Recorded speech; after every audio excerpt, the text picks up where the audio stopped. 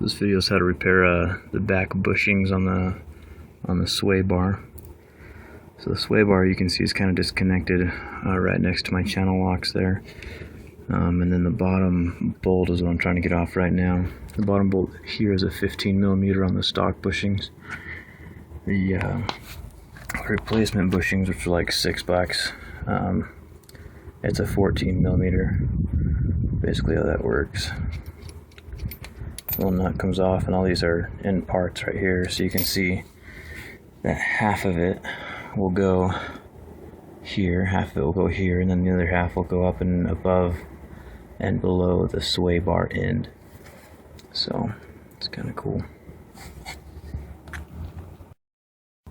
So I got the other bushing out, and I've disassembled the entire bushing. They just come in like little parts like that. So I put the top part in, and I'll slide this part up and onto it, and then that metal circle thing right there, and then I'll start with the bottom part, and then kind of assemble the whole thing like that. Okay, so the bushing's assembled on there. Now I just gotta tighten up the bottom, and it should bring the whole thing into sync. And then the bush in place. Pretty straightforward, pretty simple. Okay, so we're starting with the other bushing. If you don't have a breaker bar, what you can do is you can take a wrench, put it on the top, so it kind of leans against the tire back there, as you can see. And then take your ratchet, attach it to the bottom end right there. And then you can extend your ratchet with just a regular wrench attached onto the end like that.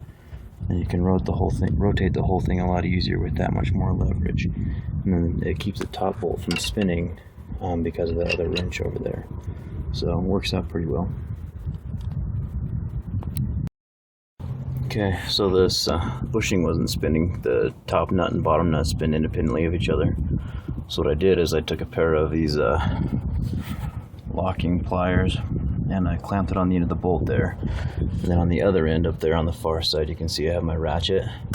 I used my same wrench extending trick and extended the reach of it. And with the clamp on the bottom and the extended reach on the top, I was able to twist the top nut off as well.